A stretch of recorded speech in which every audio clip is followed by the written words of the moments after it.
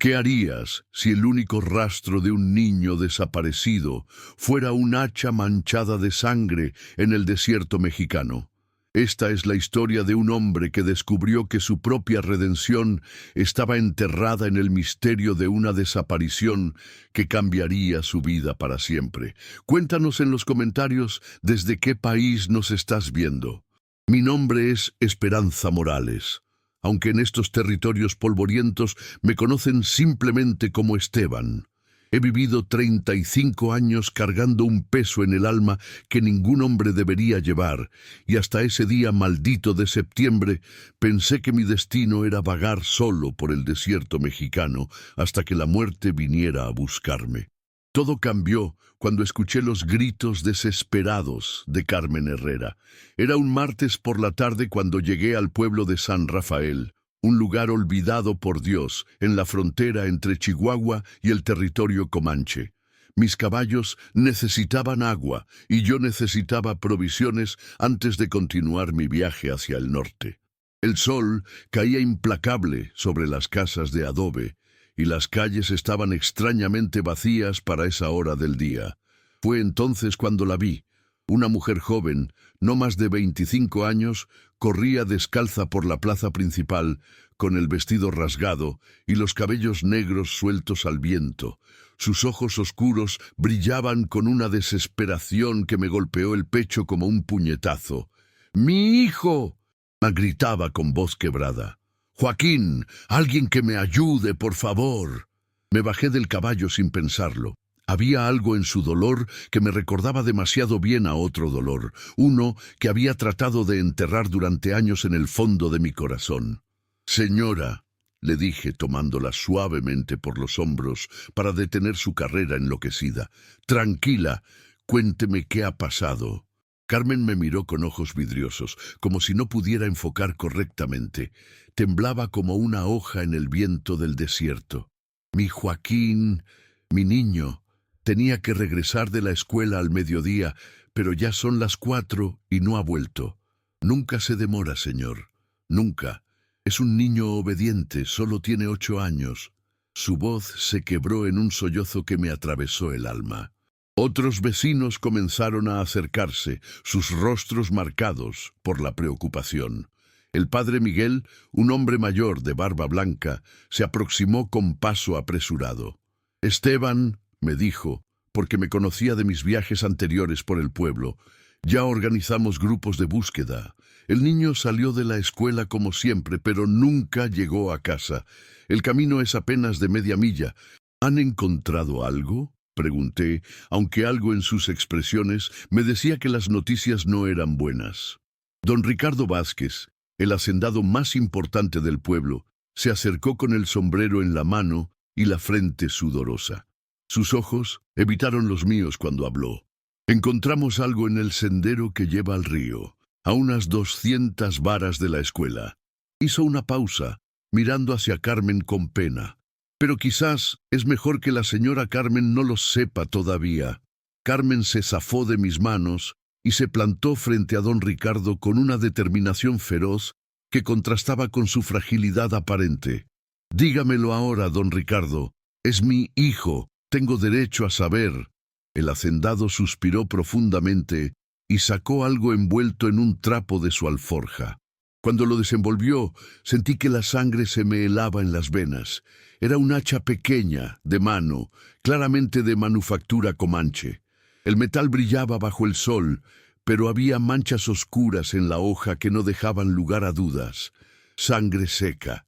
Carmen se llevó las manos a la boca y emitió un gemido que me recordó al llanto de los coyotes en las noches más frías del desierto.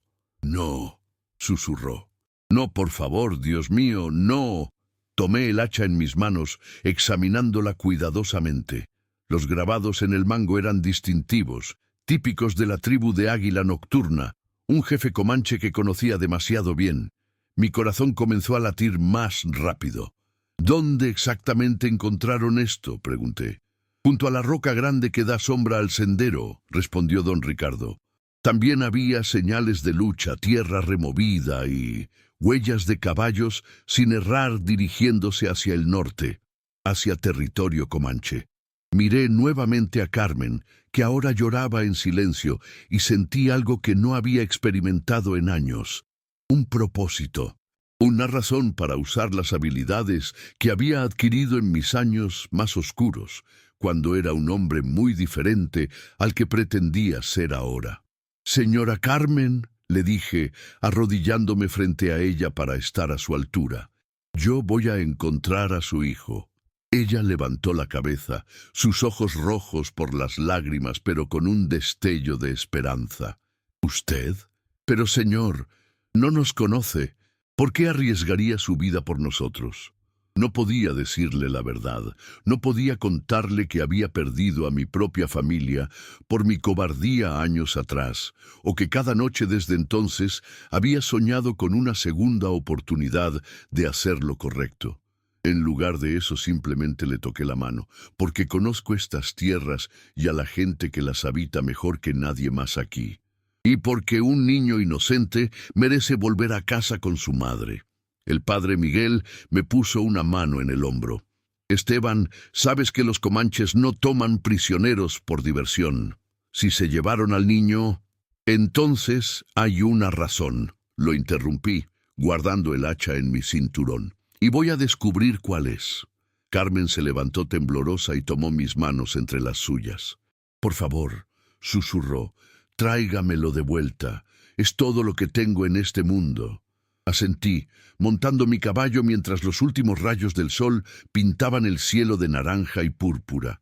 No sabía entonces que esta búsqueda no solo cambiaría el destino de Joaquín Herrera, sino que desenterraría secretos sobre mi propio pasado que había creído perdidos para siempre. Mientras cabalgaba hacia el norte, siguiendo las huellas que se adentraban en territorio comanche, una sola pregunta martillaba en mi mente. ¿Por qué Águila Nocturna querría a este niño en particular? Capítulo 2. La primera noche en el desierto siempre es la más dura. No por el frío que cala hasta los huesos, o por los sonidos que surgen de la oscuridad, sino por los pensamientos que uno no puede evitar cuando está solo bajo las estrellas. Seguí el rastro hasta que la luz se desvaneció completamente. Las huellas eran claras. 4 caballos sin errar, uno cargando peso extra. Mi corazón se aceleró al darme cuenta de que esto significaba que el niño estaba vivo cuando se lo llevaron. Los comanches no cargan peso muerto en sus huidas. Acampé en un pequeño cañón rocoso, donde podía esconder el fuego y dormir con una pared de piedra protegiendo mi espalda. Mientras preparaba café amargo sobre las brasas, no pude evitar que mi mente viajara 15 años atrás, a otra búsqueda en estas mismas tierras. María y nuestro hijo Diego habían sido mi mundo entero. Éramos una familia joven, llena de sueños, viviendo en un pequeño rancho cerca de Agua Fría. Yo tenía apenas 20 años y creía que el amor y el trabajo duro eran suficientes para proteger a los míos. ¡Qué ingenuo fui! Cuando los comanches atacaron nuestro rancho, yo estaba en el pueblo vendiendo ganado. Regresé para encontrar nuestra casa en llamas y ningún rastro de mi familia. Las huellas llevaban hacia el norte, igual que ahora. Pero entonces era un muchacho asustado que sabía más de arrear ganado que de rastrear guerreros comanches. Perdí el rastro al segundo día. Los busqué durante meses, preguntando en cada pueblo, siguiendo cada rumor, pero era como si la tierra se los hubiera tragado. El dolor me volvió loco y durante años me convertí en alguien que prefiero olvidar. Un pistolero a sueldo, bebiendo para ahogar la culpa y peleando para sentir algo que no fuera vacío. Fue hasta que conocí al viejo Nahuel, un mestizo que había vivido tanto entre mexicanos como entre comanches, que comencé a entender realmente estas tierras y a su gente. Él me enseñó a leer las señales que otros pasaban por alto, a pensar como un guerrero comanche, a ser paciente como el desierto mismo. La venganza es un río que nunca llega al mar, me había dicho una vez, pero la justicia es agua que riega la tierra seca. Ahora 15 años después, mientras contemplaba las brasas moribundas de mi fogata, me pregunté si esto era una oportunidad de justicia o simplemente otra forma de castigo. El segundo día siguió siendo relativamente fácil. Las huellas continuaban hacia el norte, dirigiéndose hacia las montañas, donde sabía que Águila Nocturna tenía uno de sus campamentos de invierno. Pero algo me inquietaba. Las huellas eran demasiado obvias, demasiado fáciles de seguir para guerreros comanches experimentados. Águila Nocturna era famoso por ser astuto como el zorro del desierto. En mis años de pistolero había tenido varios encuentros con él, algunos violentos, otros menos convencionales. Había aprendido a respetarlo como guerrero y como líder, aunque fuéramos enemigos naturales. ¿Por qué dejaría un rastro tan claro? ¿Y por qué tomar a un niño mexicano de un pueblo insignificante como San Rafael? Hacia el mediodía, las huellas me llevaron a un pequeño oasis donde crecían algunos mezquites y había un charco de agua fangosa. Aquí los jinetes habían descansado y encontré algo que me heló la sangre. Un pequeño zapato de niño de cuero marrón, del tipo que usarían en el pueblo para ir a la escuela. Lo levanté con manos temblorosas. Era pequeño, probablemente del número correcto para un niño de 8 años. Pero lo que me perturbó no fue encontrarlo, sino dónde estaba colocado, cuidadosamente acomodado sobre una roca plana, como si alguien hubiera querido que lo encontrara. Esto no era un secuestro común, era un mensaje. Examiné el área más cuidadosamente y encontré algo más. Grabados en la corteza de un mezquite, frescos, hechos con la punta de un cuchillo, símbolos comanches que conocía bien, el símbolo de búsqueda, el símbolo de familia, y uno más que me hizo detenerme en seco, el símbolo del nombre secreto que Águila Nocturna me había dado años atrás, cuando nuestras vidas se cruzaron de una manera que ni él ni yo habíamos esperado. Hermano del viento silencioso, era el nombre que me había dado después de que lo salvé de una trampa del ejército mexicano, no por nobleza, sino porque necesitaba información para encontrar a mi familia. Habíamos desarrollado una extraña relación de respeto mutuo, construida sobre favores intercambiados y una comprensión tácita de que éramos dos hombres marcados por pérdidas similares. Pero ¿por qué usar ese nombre ahora? ¿Y qué tenía que ver Joaquín Herrera con nuestro pasado compartido? Monté mi caballo y continué siguiendo el rastro, pero ahora con una nueva urgencia. Si Águila Nocturna me estaba enviando un mensaje personal, significaba que sabía exactamente quién estaba siguiéndolo. Y si sabía eso, entonces todo este secuestro tenía un propósito mucho más profundo que un simple raid comanche. Al atardecer del segundo día, las huellas me llevaron a la base de las montañas rocosas, donde comenzaba el verdadero territorio comanche. Aquí el rastro se volvía más complicado, saltando de roca en roca, dividiéndose en varias direcciones falsas. Pero yo conocía estos trucos. Encontré el campamento verdadero siguiendo las señales que Águila Nocturna sabía que yo podría leer. Una rama quebrada de cierta manera, piedras acomodadas en patrones específicos, el tipo de pistas que solo alguien que había vivido entre comanches podría interpretar.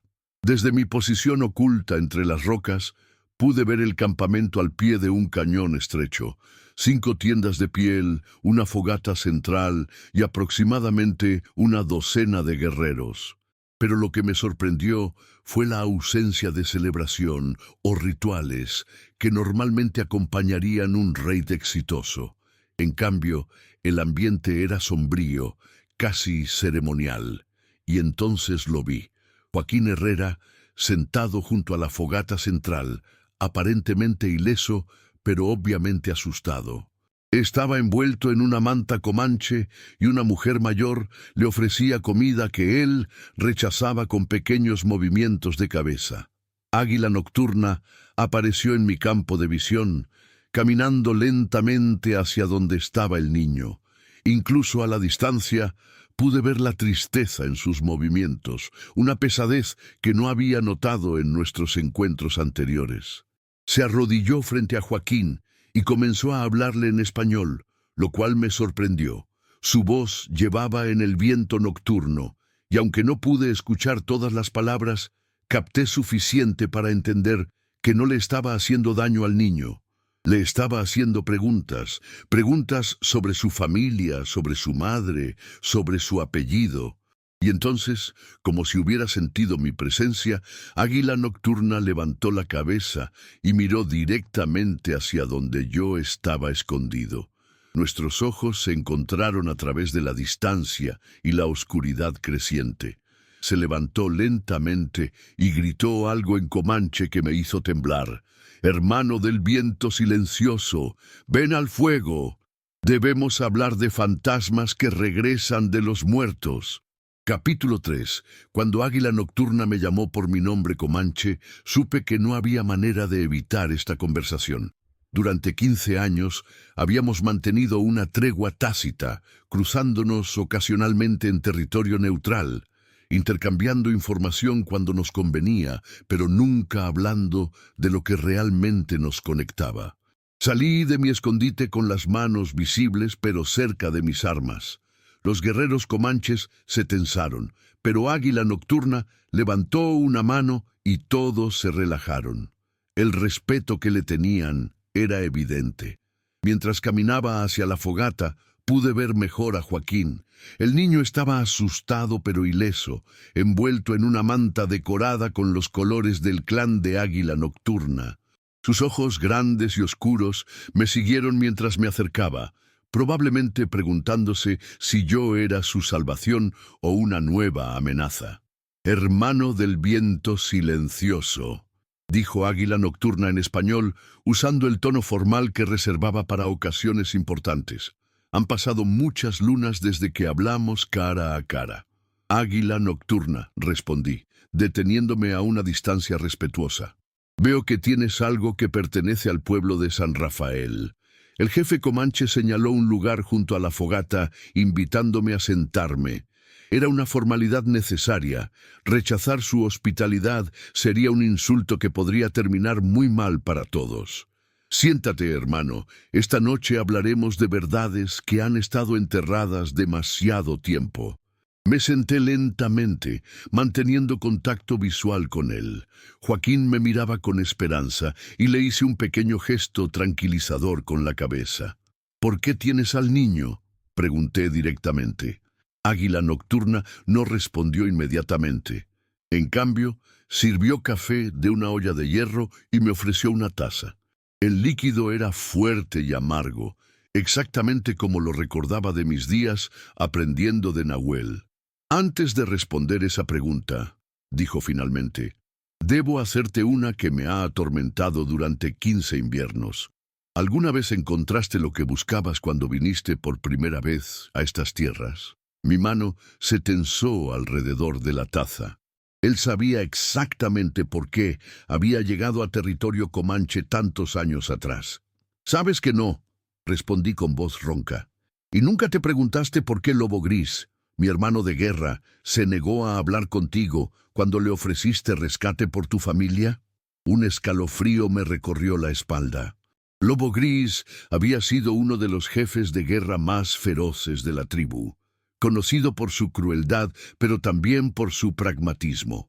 Cuando finalmente lo encontré, años después del ataque a mi rancho, se había negado rotundamente a negociar, lo cual había sido extraño. Los comanches siempre estaban dispuestos a hacer tratos por prisioneros. Nunca entendí por qué, admití. Águila Nocturna bebió lentamente de su café, sus ojos fijos en las llamas. «Porque no había prisioneros que rescatar, hermano. Tu familia nunca llegó a nuestro campamento». El mundo se detuvo a mi alrededor.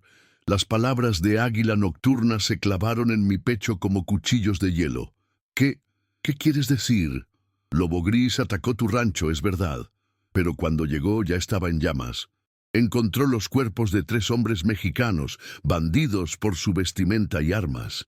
Tu esposa y tu hijo ya no estaban. Mi taza se cayó de mis manos temblorosas, derramando el café oscuro sobre la tierra. Eso es imposible. Las huellas, seguí las huellas hacia el norte. Sí, Lobo Gris se fue hacia el norte después de tomar algunas cabezas de ganado y caballos. Pero él no tomó a tu familia. Alguien más llegó antes que él. Me levanté bruscamente, mi mente luchando por procesar esta información. Durante 15 años había vivido creyendo que los comanches habían destruido mi familia. Había construido mi identidad, mi dolor, mi búsqueda de redención alrededor de esa creencia. ¿Por qué no me dijiste esto cuando te salvé de la trampa del ejército? Águila Nocturna también se levantó, enfrentándome. Porque eras un hombre lleno de veneno, hermano. El dolor te había vuelto peligroso. Pensé que la verdad solo te haría más loco. Pero ahora miró hacia Joaquín, que seguía nuestra conversación con ojos grandes y asustados. Ahora creo que las respuestas que buscas están conectadas con este niño. No entiendo. ¿Qué tiene que ver Joaquín con mi familia? En lugar de responder, Águila Nocturna se dirigió a Joaquín en español suave. Pequeño guerrero, dile a Esteban el nombre de tu abuelo. Joaquín me miró con ojos llenos de lágrimas, pero habló con voz clara. Mi abuelo es Tomás Herrera, señor. Vivía en Agua Fría antes de mudarse a San Rafael. El nombre me golpeó como un rayo. Agua Fría. El pueblo donde había vendido mi ganado el día del ataque. Tomás Herrera. Ese nombre me resultaba familiar, pero no podía ubicarlo exactamente. ¿Cuándo se mudó tu abuelo a San Rafael?, pregunté. Mi voz apenas un susurro. Hace muchos años, señor. Antes de que yo naciera, mi mamá dice que tuvo que irse de Agua Fría después de algo muy triste que pasó. Águila Nocturna asintió gravemente. Tomás Herrera era el carnicero en Agua Fría hace 15 años, hermano. Y 3 días antes del ataque a tu rancho, 3 hombres llegaron a su tienda preguntando por ti.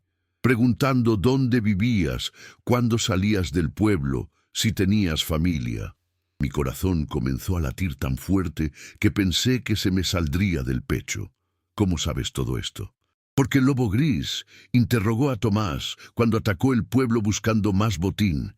El viejo le contó todo, esperando que eso salvara su vida. Lobo Gris me lo contó años después, cuando ya era demasiado tarde para encontrarte y contarte la verdad.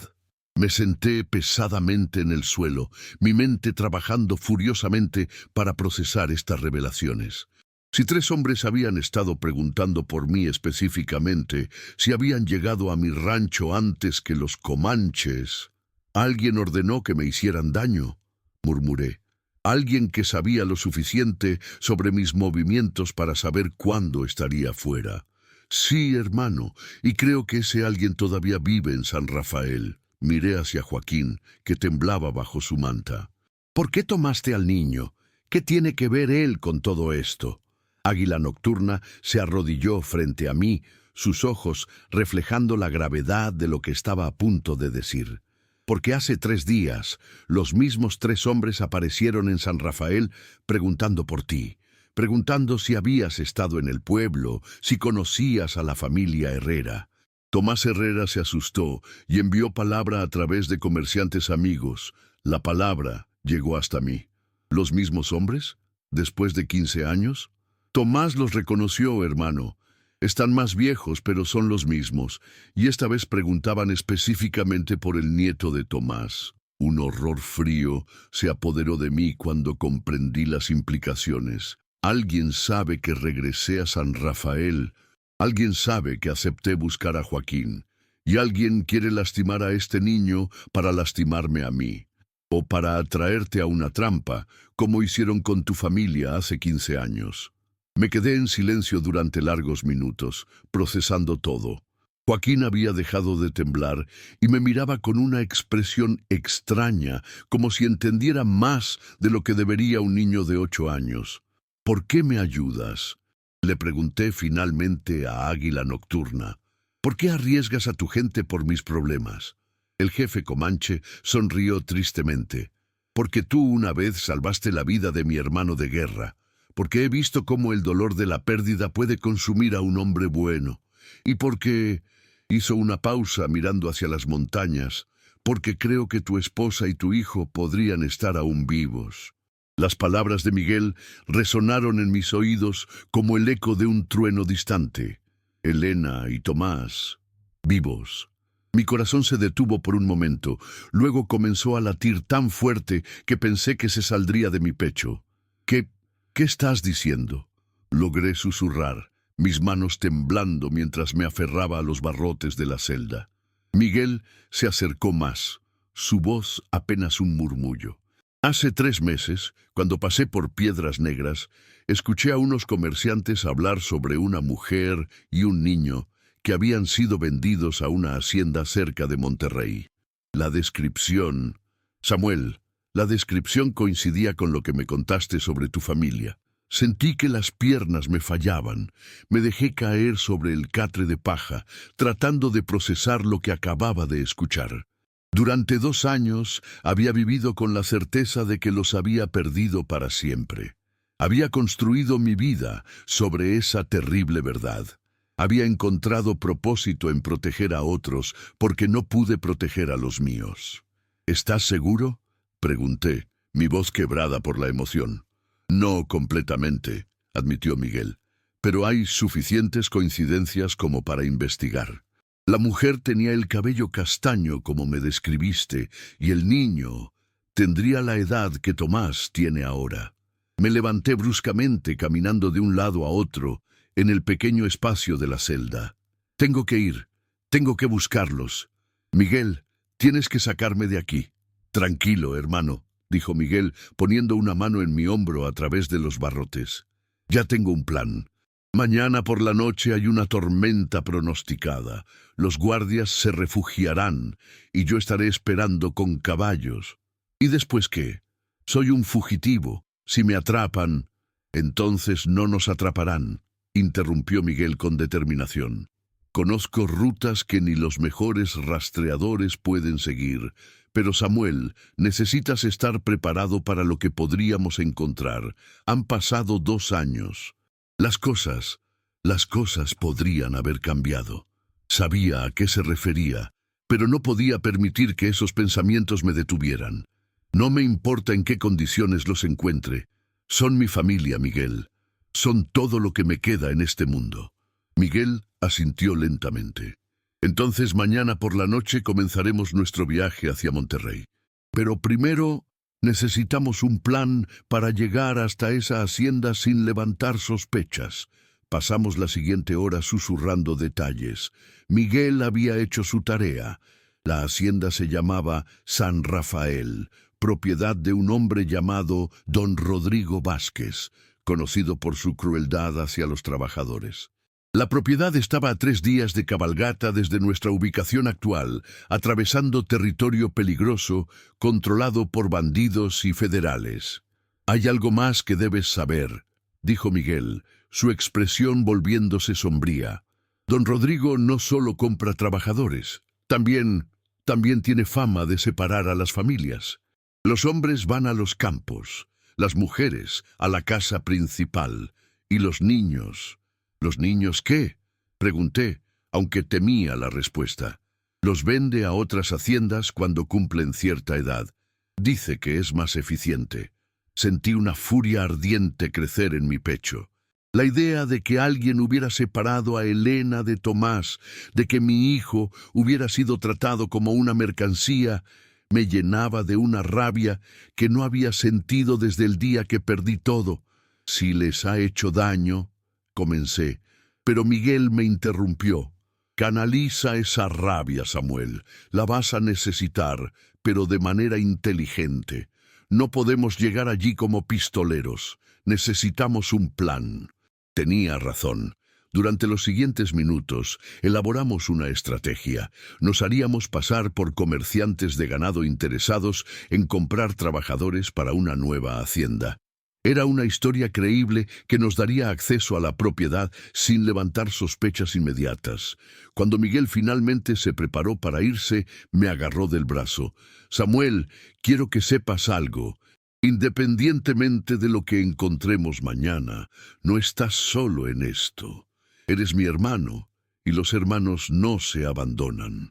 Después de que se fue, me quedé despierto toda la noche, mirando las estrellas a través de la pequeña ventana de la celda. Por primera vez en 2 años, sentía algo que había olvidado que existía: esperanza. Era una sensación extraña y aterradora, porque sabía que también significaba que tenía algo que perder nuevamente. Pensé en Elena, en su risa suave y en cómo solía cantarle a Tomás para que se durmiera. Pensé en mi hijo, en sus ojos curiosos y en cómo me seguía por toda la casa, preguntando sobre todo lo que veía. ¿Seguirían siendo los mismos? ¿Me recordarían? ¿Podrían perdonarme por no haber estado allí para protegerlos? Al amanecer, escuché los primeros truenos a la distancia. La tormenta se acercaba, y con ella mi oportunidad de libertad. Pero más importante aún, mi oportunidad de redención. No solo ante la ley, sino ante mi propia conciencia y ante la familia que había fallado en proteger. Capítulo 5. La tormenta llegó exactamente como Miguel había predicho. Los vientos aullaban entre los edificios del pueblo y la lluvia golpeaba contra las ventanas como puños desesperados. Era la noche perfecta para una fuga. Esperé en la oscuridad de mi celda, cada músculo tenso, cada sentido alerta. Los guardias se habían refugiado en la oficina del sheriff, jugando cartas y bebiendo whisky para pasar el tiempo. Sus voces llegaban amortiguadas por el sonido de la tormenta. Cerca de la medianoche, escuché el sonido que había estado esperando. El suave silbido de Miguel, apenas audible por encima del viento. Me acerqué a la ventana y vi su silueta moviéndose entre las sombras del callejón trasero. Minutos después, apareció en la puerta de la celda con un juego de llaves que había conseguido de quién sabe dónde. ¿Listo?, susurró. Más que listo, respondí, sintiendo cómo la adrenalina corría por mis venas. Miguel abrió la cerradura con cuidado y salimos silenciosamente por la puerta trasera de la cárcel. Los caballos nos esperaban atados detrás del edificio, 2 animales fuertes que Miguel había elegido específicamente para el largo viaje que nos esperaba. Los guardias no se darán cuenta hasta mañana por la mañana, dijo Miguel mientras montábamos. Para entonces ya estaremos muy lejos. Cabalgamos en silencio durante las primeras horas, dejando que la tormenta borrara nuestras huellas. Solo cuando estuvimos seguros de que habíamos puesto suficiente distancia entre nosotros y el pueblo, Miguel habló nuevamente. Samuel, hay algo más que necesitas saber sobre don Rodrigo Vázquez, dijo, su voz seria. No es solo un hacendado cruel. Tiene conexiones con oficiales federales y no le gusta que extraños hagan preguntas sobre sus trabajadores. ¿Qué estás sugiriendo? Que tenemos una sola oportunidad de hacer esto bien. Si sospecha algo, no solo perderemos la posibilidad de encontrar a tu familia, sino que probablemente terminemos muertos, asentí, entendiendo la gravedad de la situación. Entonces, tendremos que ser muy convincentes. Durante los siguientes 2 días viajamos por senderos poco transitados, evitando los caminos principales donde podrían estar buscándonos. Miguel conocía el territorio como la palma de su mano, guiándonos a través de cañones rocosos y valles escondidos que parecían no aparecer en ningún mapa. En las noches acampábamos sin fuego, comiendo carne seca y bebiendo agua de arroyos cristalinos. Era durante esas horas de oscuridad cuando Miguel me contaba más detalles sobre lo que había averiguado. La hacienda San Rafael es enorme, me explicó la segunda noche. Más de 1000 acres, con cientos de trabajadores. Don Rodrigo vive en la casa principal con su familia, pero rara vez se involucra directamente en las operaciones diarias. Eso podría funcionar a nuestro favor. ¿Quién maneja a los trabajadores? Un capataz llamado Esteban Morales. Es conocido por ser despiadado, pero también por ser codicioso. Si le ofrecemos suficiente dinero, podríamos conseguir información. ¿Veis si Elena y Tomás están allí? ¿Cómo lo sacamos? Miguel me miró directamente a los ojos. Una cosa a la vez, hermano. Primero confirmamos que están allí. Después, encontraremos la manera. Al tercer día, finalmente vimos la hacienda San Rafael en la distancia. Era impresionante. Una estructura masiva de adobe y piedra que se extendía por acres, rodeada de campos cultivados y corrales llenos de ganado. Desde nuestra posición en una colina cercana, podíamos ver a docenas de trabajadores moviéndose como hormigas entre los campos. Allí, dijo Miguel, señalando hacia un grupo de edificios más pequeños detrás de la casa principal. Esos son los barracones de los trabajadores. Si tu familia está aquí, probablemente estén allí. Mi corazón se aceleró al ver las pequeñas figuras moviéndose entre los edificios. ¿Podría una de ellas ser Elena o Tomás? Después de 2 años de dolor y culpa, la posibilidad de verlos nuevamente parecía casi demasiado buena para ser verdad. Recuerda, dijo Miguel, mientras comenzamos a descender hacia la hacienda. Somos comerciantes de ganado de Chihuahua. Estamos interesados en comprar trabajadores para una nueva operación. Mantén la historia simple y deja que yo hable la mayor parte del tiempo. Cuando llegamos a las puertas de la hacienda, fuimos recibidos por 2 guardias armados que nos miraron con desconfianza. Miguel les explicó nuestra supuesta misión con una confianza que me impresionó. Y después de algunos minutos de conversación, nos escoltaron hacia la oficina del capataz. Esteban Morales era exactamente lo que había imaginado. Un hombre corpulento con ojos fríos y una sonrisa que no llegaba a sus ojos. Nos recibió en una oficina llena de humo de tabaco y papeles desordenados. «¿Comerciantes de ganado?», preguntó estudiándonos cuidadosamente. «¿Y qué los trae tan lejos de Chihuahua?». Miguel respondió con la historia que habíamos ensayado, hablando sobre una nueva hacienda y la necesidad de trabajadores experimentados. Yo permanecí en silencio, tratando de controlar mi nerviosismo mientras mis ojos buscaban cualquier señal de Elena o Tomás. «Tenemos trabajadores de calidad», dijo Morales finalmente, «pero no son baratos y no vendemos familias completas. Es política de la casa». Mi sangre se heló. «¿Familias completas?», pregunté sin poder contenerme. Morales me miró con curiosidad. «Sí, separamos a las familias. Es más eficiente. Los hombres van a los campos, las mujeres a trabajos domésticos y los niños... Bueno, los niños tienen sus propios destinos». Miguel me lanzó una mirada de advertencia, pero yo ya no podía mantener la fachada. «Necesito ver a los trabajadores», dije, mi voz más firme de lo que había pretendido, antes de hacer cualquier trato. Morales sonrió, pero había algo peligroso en esa sonrisa. «Por supuesto, pero primero me gustaría saber exactamente qué tipo de trabajadores están buscando y por qué un comerciante de ganado está tan interesado en ver a nuestros trabajadores personalmente». Sabía que habíamos cometido un error. Morales sospechaba algo, y nuestra única oportunidad de encontrar a mi familia estaba a punto de desvanecerse. Pero entonces, a través de la ventana de la oficina, vi algo que hizo que mi mundo se detuviera completamente. Una mujer caminaba por el patio, llevando un cesto de ropa. Incluso de espaldas, incluso después de 2 años, reconocería esa figura en cualquier lugar del mundo. Era Elena. El mundo se detuvo.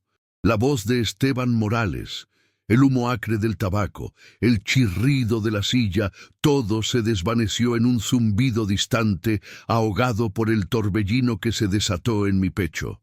Mis ojos estaban fijos en la figura que se movía con gracia por el patio, bajo el sol implacable de la tarde. Era ella, no había duda. La forma en que su cabello castaño caía sobre sus hombros, la delicadeza de sus movimientos al equilibrar el cesto de ropa sobre su cadera, la curva de su espalda, incluso la forma en que su pie descalzo se apoyaba en la tierra. Era Elena, mi Elena, viva. Una oleada de emociones me golpeó con la fuerza de un maremoto. Alivio tan abrumador que me dolía el pecho, incredulidad que rozaba la locura, una alegría tan pura que sentí que mi corazón se expandía hasta el límite, y una furia fría y silenciosa que amenazaba con consumirme. ¿Cómo era posible? ¿Cómo había podido vivir 2 años creyéndola muerta, llorando su ausencia, buscando venganza por su supuesta pérdida, cuando había estado aquí, tan cerca, todo este tiempo? La culpa me carcomía. Una culpa por no haberla buscado lo suficiente, por haber aceptado su muerte tan fácilmente. «Señor», la voz de Morales me sacó de mi trance, su tono teñido de una sospecha que no pude ignorar. Su mirada, antes distraída, ahora se había fijado en mí, siguiendo la dirección de mis ojos. Le pregunté qué tipo de trabajadores busca. Su silencio es peculiar. Miguel, siempre atento, siempre un paso adelante, me dio un codazo discreto, un golpe sutil pero firme en las costillas. Había visto la dirección de mi mirada, había comprendido la revelación en mis ojos, la máscara que se había resquebrajado. Su rostro, aunque tenso, me transmitía una advertencia silenciosa, una súplica urgente. «Controla tus emociones, Samuel. No ahora, no aquí». Respiré hondo, tratando de calmar el torbellino dentro de mí. Mis manos se apretaron bajo la mesa, mis nudillos blancos, la madera áspera de la mesa clavándose en mis palmas. El sudor frío me perlaba la frente. «Disculpe, capataz», logré decir, mi voz sonando extrañamente ronca, como si no fuera la mía. «Es solo que la mujer me recordó a alguien que conocí hace mucho tiempo, una vieja amiga de la familia. La semejanza es asombrosa, casi inquietante». Morales me miró con sus ojos fríos y calculadores, como un halcón que evalúa a su presa. No era un hombre fácil de engañar. Su experiencia en el trato con forasteros y la gestión de su propiedad lo había vuelto astuto y desconfiado. «Esta hacienda es grande, señor. Tenemos cientos de trabajadores. Es poco probable que conozca a alguno de ellos. Además, no es costumbre de la casa dar información personal sobre nuestros trabajadores. Son propiedad de don Rodrigo». La palabra propiedad me hizo apretar los dientes. Mi Elena, mi esposa, la madre de mi hijo, tratada como una posesión, una mercancía para ser comprada y vendida. La furia volvió a arder, un fuego helado en mis venas, pero la mantuve a raya, forzando una sonrisa que sentí como una mueca. «Por supuesto, capataz, entiendo perfectamente, pero la semejanza es tan sorprendente que mi curiosidad me supera. ¿Podría decirme su nombre solo por una anécdota, para ver si mi memoria me engaña?» Morales entrecerró los ojos, su sospecha creciendo, su mente sopesando el riesgo contra la posible ganancia. «No es costumbre», repitió, pero su tono era menos firme, una señal de que la codicia comenzaba a pesar más que la cautela. «Por supuesto», continuó Miguel, interviniendo con su voz suave y persuasiva, su tono de negociante experimentado. «Pero como potenciales compradores de su propiedad, nos gustaría asegurarnos de la calidad de su mercancía. Una mujer fuerte y trabajadora como esa sería un activo valioso para nuestra nueva hacienda. Quizás podríamos verla más de cerca, evaluar su desempeño. Es una inversión considerable después de todo». Miguel sacó una pequeña bolsa de cuero de su bolsillo y la dejó caer sobre la mesa con un tintineo de monedas, el sonido metálico resonando en el silencio de la oficina. Los ojos de Morales se posaron en la bolsa y pude ver la lucha interna, la codicia contra la cautela, el deseo de dinero fácil contra la desconfianza innata. La codicia ganó. «Muy bien», dijo finalmente recogiendo la bolsa con una rapidez sorprendente, sus dedos ávidos. «Pero solo un momento, y no intente nada. Mis hombres están por todas partes y no dudarán en disparar si ven algo sospechoso». Se levantó y salió de la oficina, dejándonos solos. El silencio que siguió fue ensordecedor, roto solo por el latido furioso de mi propio corazón. «¿Estás bien?», susurró Miguel, su mano sobre mi brazo, su mirada de advertencia. Asentí, incapaz de hablar. Mi mente estaba en un torbellino. Elena, viva, pero ¿dónde estaba Tomás? ¿Estaba con ella? ¿O Morales lo había vendido, como había temido Miguel? La incertidumbre era una tortura. Minutos después, que parecieron una eternidad, Morales regresó, seguido por Elena. Mi corazón dio un vuelco al verla de cerca. Estaba más delgada, su rostro marcado por el cansancio y la tristeza, líneas de preocupación grabadas alrededor de sus ojos que antes brillaban con alegría. Su cabello, antes brillante y lleno de vida, ahora parecía opaco, recogido descuidadamente, pero seguía siendo ella. Cada rasgo, cada curva de su rostro era inconfundible. Sus ojos, antes llenos de vida y alegría, ahora parecían vacíos, desprovistos de esperanza, como dos pozos secos en medio del desierto.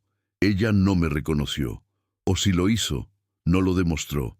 Sus ojos pasaron por mí sin detenerse, como si yo fuera solo otro hombre blanco en un mundo lleno de ellos, un patrón más en la pared de su miseria.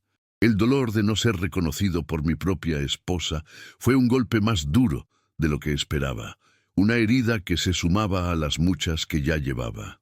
«Esta es Elena», dijo Morales con un tono de voz que me hizo hervir la sangre, un tono que se usaría para describir un animal de carga.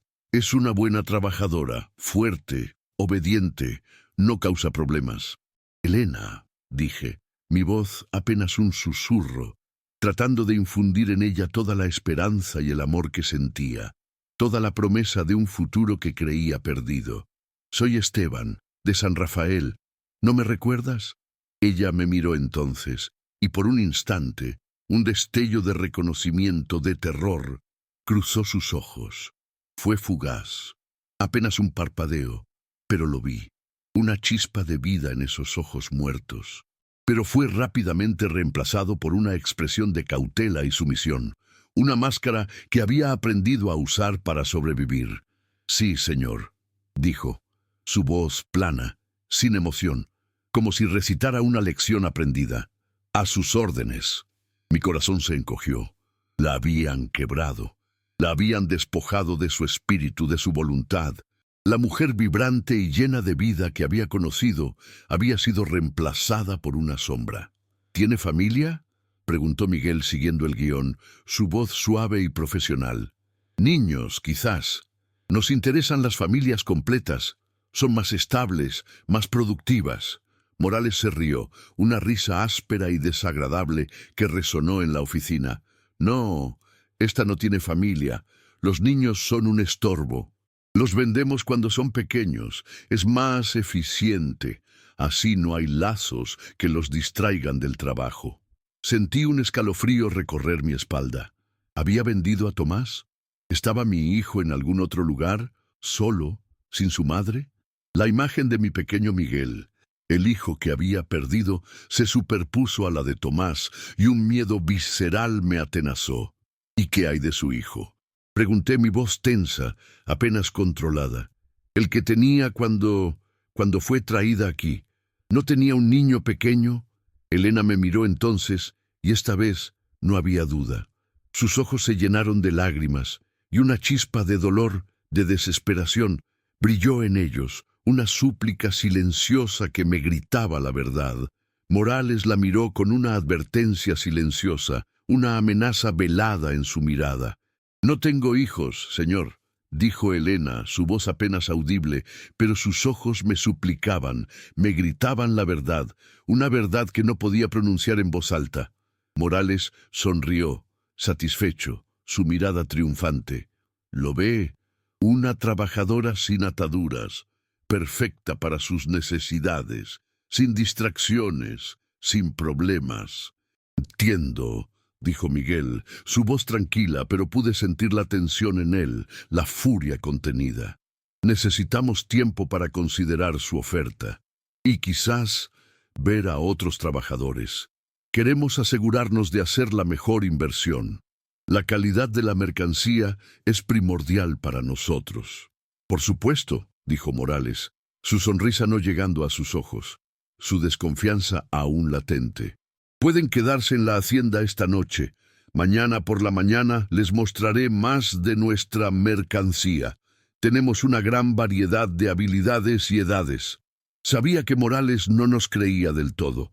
Su oferta de quedarnos era tanto una cortesía como una forma de mantenernos vigilados, de asegurarse de que no éramos una amenaza.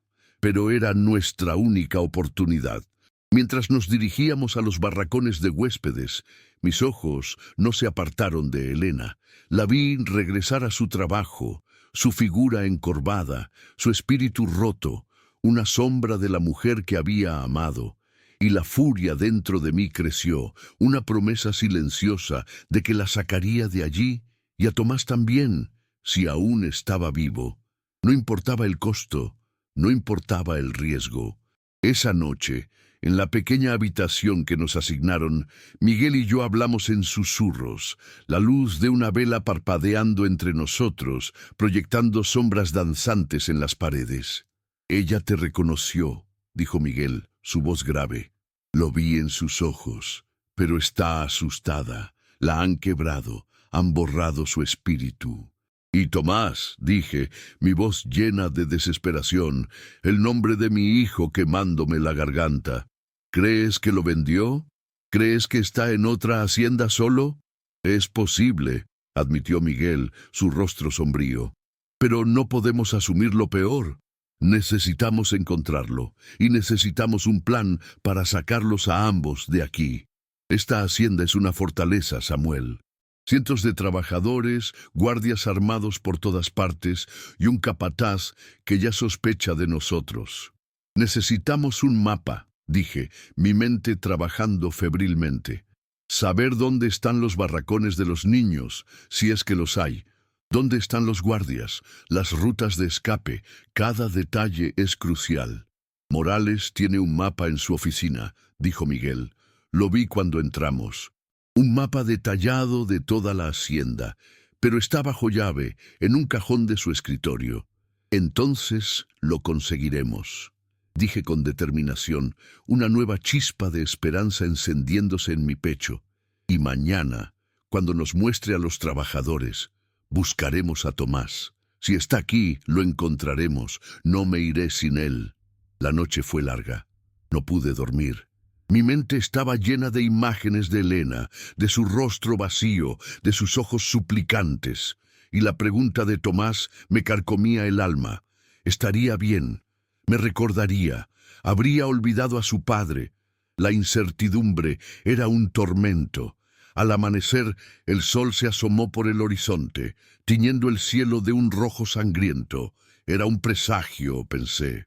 Un presagio de la batalla que se avecinaba, de la confrontación que se cernía sobre nosotros. Morales nos recibió con su sonrisa habitual, pero sus ojos estaban más fríos que nunca, su desconfianza palpable. «Buenos días, señores. ¿Listos para ver más de nuestra fuerza laboral? Tengo algunos hombres fuertes que podrían interesarles». Asentí, mi corazón latiendo con fuerza en mi pecho. Hoy era el día. Hoy encontraría a mi hijo o moriría intentándolo. No había otra opción. Capítulo 7. El grito de Tomás. «¡Papá!», resonó en el barracón, un sonido puro de reconocimiento y alivio que cortó la tensión como un cuchillo. Pero ese momento de reencuentro tan anhelado y doloroso fue efímero. La realidad de nuestra situación se impuso con la brutalidad de un golpe, recordándonos la precariedad de nuestra posición. «¡Suelta al niño indio!». El grito del guardia en la puerta fue seguido por el chasquido de un rifle al ser amartillado, un sonido seco y mortal. Miguel, con su revólver apuntando firmemente a la cabeza de Morales, mantuvo la calma, su rostro una máscara de fría determinación. «Ni un movimiento, capataz, o tu cerebro adornará esta pared». Morales, con el sudor perlado en su frente, estaba pálido, sus ojos desorbitados por el miedo. No seas estúpido. Están rodeados. Hay docenas de mis hombres aquí. No tienen ninguna posibilidad. Y yo solo necesito una bala, respondió Miguel con una frialdad que me sorprendió. Una voz que no dejaba lugar a dudas. Una bala para ti, y luego una para cada uno de tus guardias. ¿Crees que tus hombres se arriesgarán por ti? ¿Por un capataz que los trata como perros? La amenaza de Miguel era creíble, su postura inquebrantable. Los guardias dudaron, sus rifles aún apuntando, pero sus ojos se movían entre Morales y nosotros, sopesando el riesgo, la lealtad contra la supervivencia. Tomás, le susurré a mi hijo, que seguía aferrado a mí, su pequeño cuerpo temblando. Necesito que seas valiente. ¿Puedes hacerlo? ¿Puedes confiar en papá? Él levantó su pequeña cabeza, sus ojos aún llenos de lágrimas, pero con una chispa de determinación, una fuerza que no sabía que poseía. Sí, papá. Bien, ahora vamos a salir de aquí. Miguel, ¿la oficina de Morales? ¿El mapa y las llaves? Sí, respondió Miguel sin apartar la vista de Morales, su voz tensa. El mapa está en el cajón de su escritorio, y las llaves de la hacienda también. Es nuestra única oportunidad. Perfecto, dije. Morales, vas a caminar delante de nosotros, lentamente, y si tus hombres intentan algo, serás el primero en caer. No dudaré. Con Tomás aferrado a mi mano, su pequeña palma sudorosa en la mía, y Miguel con su revólver en la nuca de Morales, comenzamos a movernos. Los niños en el barracón nos miraban con ojos grandes y asustados. Algunos con una chispa de esperanza, otros con la resignación de quienes han visto demasiado. Salimos del barracón, y el sol del mediodía nos golpeó, cegándonos por un instante. Los guardias que custodiaban la puerta nos miraron con incredulidad, sus rostros una mezcla de confusión y alarma. «¡Bajen las armas!», gritó Miguel, su voz resonando con autoridad. «¡O el capataz muere! ¡No lo duden!». Los guardias, confundidos, dudaron. Era evidente que no estaban acostumbrados a una situación así, a ver a su capataz como un rehén. «¡No sean estúpidos!», gritó Morales, su voz temblorosa, su miedo palpable. «Hagan lo que dice. No quiero morir por su estupidez». Con los guardias desarmados, nos dirigimos hacia la oficina de Morales. Cada paso era una eternidad, cada sombra un posible enemigo, cada sonido un presagio de peligro. Pero la presencia de Tomás a mi lado, su pequeña mano en la mía, me daba una fuerza que no sabía que poseía, una determinación inquebrantable. Llegamos a la oficina. Miguel empujó a Morales hacia el escritorio. «Las llaves y el mapa, ahora. No intentes nada». Morales, con las manos temblorosas, abrió el cajón y sacó un rollo de pergamino y un manojo de llaves, sus ojos llenos de resentimiento. Miguel los tomó rápidamente, sus movimientos precisos y eficientes. «Ahora, capataz», dijo Miguel, su voz fría como el hielo, «vas a darnos una ventaja. Vas a gritar que todo está bien, que es un simulacro de seguridad, y luego vas a desmayarte. Hazlo convincente». Morales nos miró con incredulidad, pero la mirada fría de Miguel lo convenció de que no tenía otra opción. «Todo está bien. Es un simulacro. Vuelvan a sus puestos, no hay nada que ver aquí», gritó, su voz forzada, apenas creíble. Luego, con un gemido, se desplomó en el suelo, fingiendo un desmayo. «Buen trabajo», dijo Miguel, una sonrisa fugaz cruzando sus labios. «Ahora, Samuel, el mapa. Necesitamos encontrar a Elena. Rápido». Desenrollé el mapa sobre el escritorio. La hacienda era un laberinto de edificios, corrales y campos. Pero había una sección marcada como casa principal, y un pequeño círculo dentro de ella con la palabra «servicio». «Elena debe estar en la casa principal», dije, mi dedo trazando el camino. «Trabajando como sirvienta. Es lógico». «Entonces vamos», dijo Miguel, su voz urgente. «Pero será más difícil. La casa principal estará mejor custodiada. Habrá más ojos, más guardias». Salimos de la oficina, dejando a Morales inconsciente en el suelo.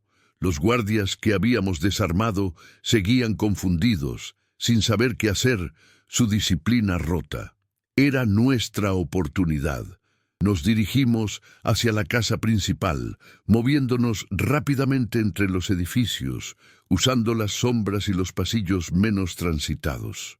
Tomás, a pesar de su miedo, se movía con una agilidad sorprendente, aferrándose a mi mano. «Papá», susurró, su voz pequeña, «mamá está aquí, ¿verdad? ¿La vamos a encontrar?» «Sí, hijo», le aseguré apretando su mano. «Está aquí y vamos a sacarla, juntos». Llegamos a la parte trasera de la casa principal, donde se encontraban las cocinas y los cuartos de servicio.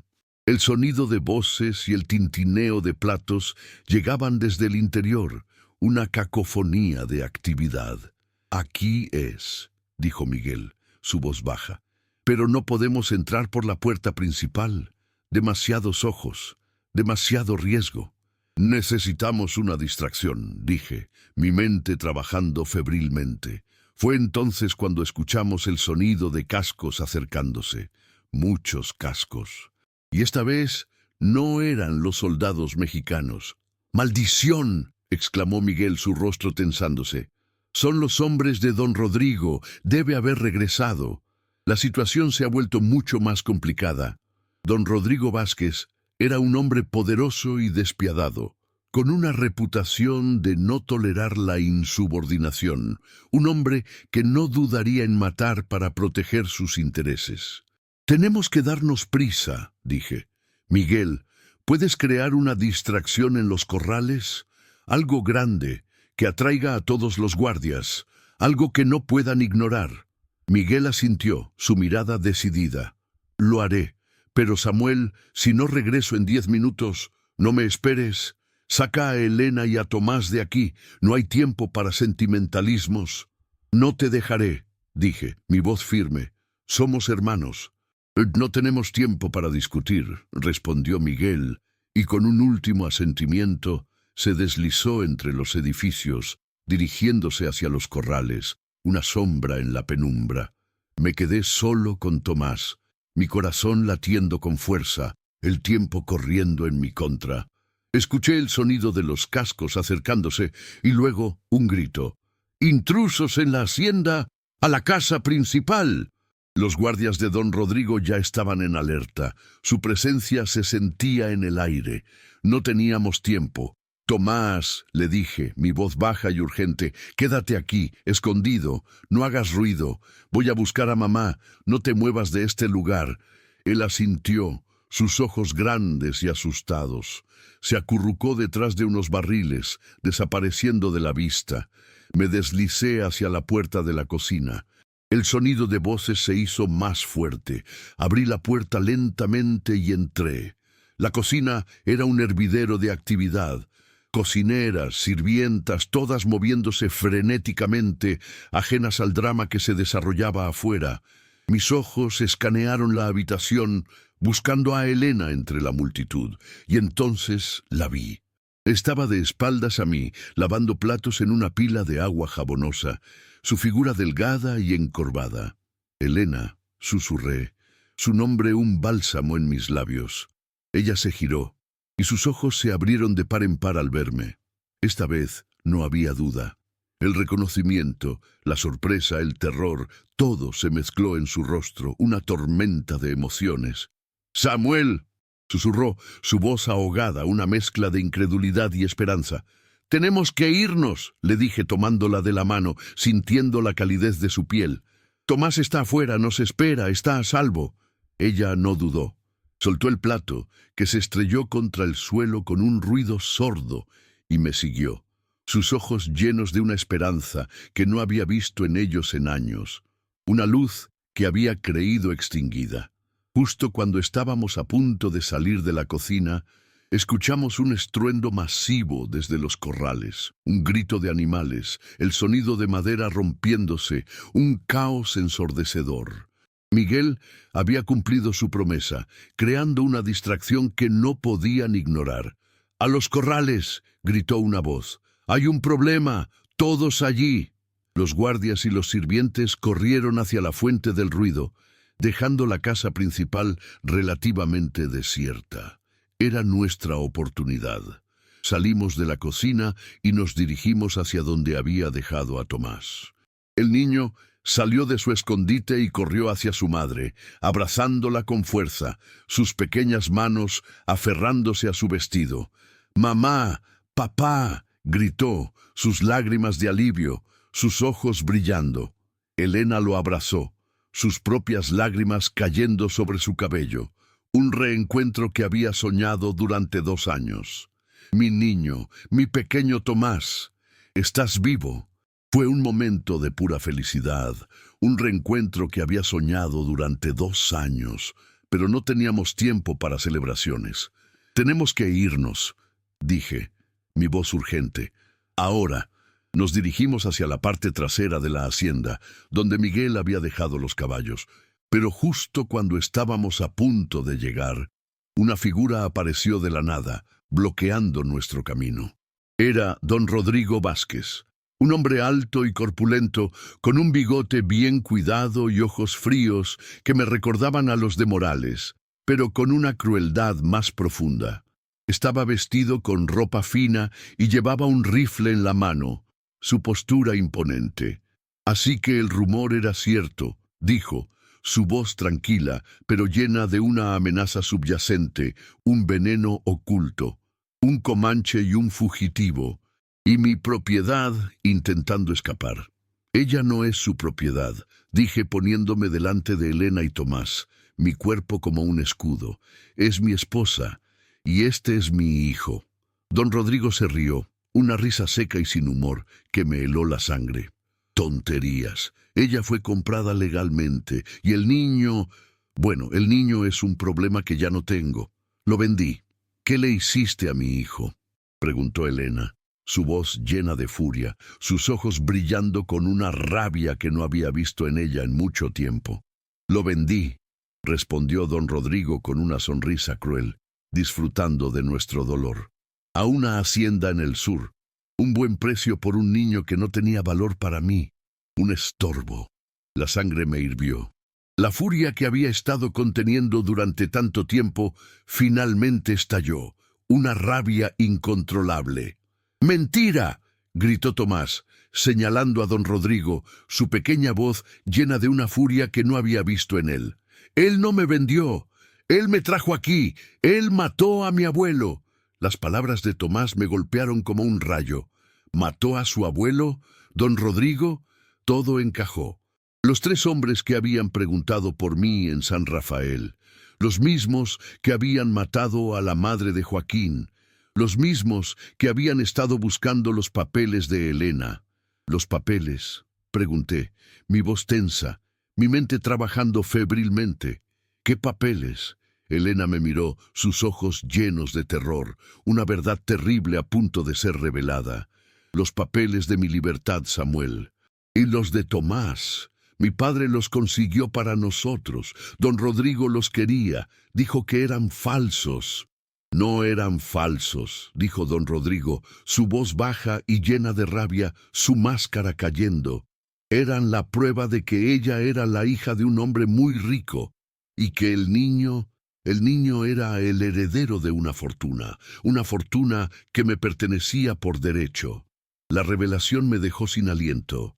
Elena no era solo mi esposa, era la hija de un hombre rico, y Tomás era un heredero. «Así que no era por la esclavitud», dije, mi voz fría, la verdad revelándose en toda su fealdad. «Era por la herencia. Usted quería la fortuna de su padre. Era mía por derecho», gruñó don Rodrigo, su rostro contorsionado por la avaricia. «Ella era una bastarda, y el niño, un estorbo, una mancha en mi legado». «Usted mató a mi abuelo», dijo Tomás, su voz llena de una furia que no había visto en él, una furia que me llenó de orgullo. Don Rodrigo levantó su rifle, su rostro una máscara de odio. «Y ahora voy a terminar con el resto de la familia. No dejaré cabos sueltos». Pero antes de que pudiera disparar, escuchamos un grito. «¡Don Rodrigo, los federales!». Miguel apareció, su rostro cubierto de hollín, su revólver en mano, su presencia una bendición. «La caballería mexicana está aquí, los soldados de Mendoza, vienen por usted». Don Rodrigo se giró, su rostro contorsionado por la rabia, su plan desmoronándose. «¡Maldición! ¡Ahora!», grité. «¡A los caballos!». Corrimos hacia los caballos, con don Rodrigo disparando detrás de nosotros. Las balas silbaban por el aire, golpeando la tierra a nuestros pies, pero no nos detuvimos. Montamos los caballos, Elena y Tomás en el mío, Miguel en el suyo. Espoleamos a los animales, dirigiéndonos hacia la puerta trasera de la hacienda, la libertad al alcance de la mano. Los soldados mexicanos ya estaban entrando por la puerta principal, sus uniformes azules brillando bajo el sol, sus sables desenvainados. El teniente Mendoza, al frente, vio a don Rodrigo disparando y a nosotros huyendo. «¡Alto!», gritó Mendoza. «¡Don Rodrigo Vázquez está bajo arresto! ¡Ríndase!». Don Rodrigo, acorralado, se giró y disparó a los soldados. Su desesperación palpable. La batalla había comenzado. Nosotros, mientras tanto, galopábamos hacia la libertad, el sonido de los disparos y los gritos desvaneciéndose detrás de nosotros. Cabalgamos durante horas, sin detenernos, hasta que la hacienda San Rafael fue solo un punto distante en el horizonte, una mancha en el pasado. Finalmente, nos detuvimos en un pequeño oasis, agotados, pero a salvo, el silencio del desierto un bálsamo para nuestras almas. Elena me miró, sus ojos llenos de lágrimas de alivio, una sonrisa radiante en sus labios. «Samuel, pensé que te había perdido para siempre. Y yo a ti», le dije abrazándola con fuerza, sintiendo la calidez de su cuerpo contra el mío. «Y a Tomás, nunca más». Tomás, acurrucado entre nosotros, se había quedado dormido, agotado por la emoción del día, su pequeño cuerpo relajado. «Tenemos que ir a San Miguel», dije. «Necesitamos encontrar a Joaquín. Y luego tenemos que ir a Texas. Hay una fortuna que te espera, Elena, y una justicia que debe ser servida». Elena asintió, sus ojos llenos de una nueva determinación, una fuerza renovada. «Lo haremos. Juntos, como una familia». Miguel, sentado a nuestro lado, sonrió, su rostro cansado pero satisfecho. «Parece que mi trabajo no ha terminado. Siempre hay una aventura esperándonos. ¿Verdad, Samuel?» «Siempre, hermano», respondí, mi corazón lleno de una paz que no había sentido en años, una paz que solo la familia podía traer. El sol se ponía, pintando el cielo de colores vibrantes. El desierto, que una vez había sido un lugar de soledad y dolor, ahora se sentía como un lienzo de nuevas posibilidades, un lugar de esperanza. Había llegado como un hombre roto, buscando una redención que creía inalcanzable. Me iba como un hombre completo, con mi familia a mi lado y un nuevo propósito. El eco del desierto había llevado mi grito de venganza durante años. Ahora llevaba el susurro de la esperanza, la promesa de un futuro donde la justicia prevalecería y el amor sanaría todas las heridas. Mi camino me llevaría a Texas, a enfrentar a los que habían intentado destruir a mi familia, pero esta vez no estaría solo. Tenía a Elena, a Tomás y a mi hermano Miguel, y juntos enfrentaríamos lo que viniera.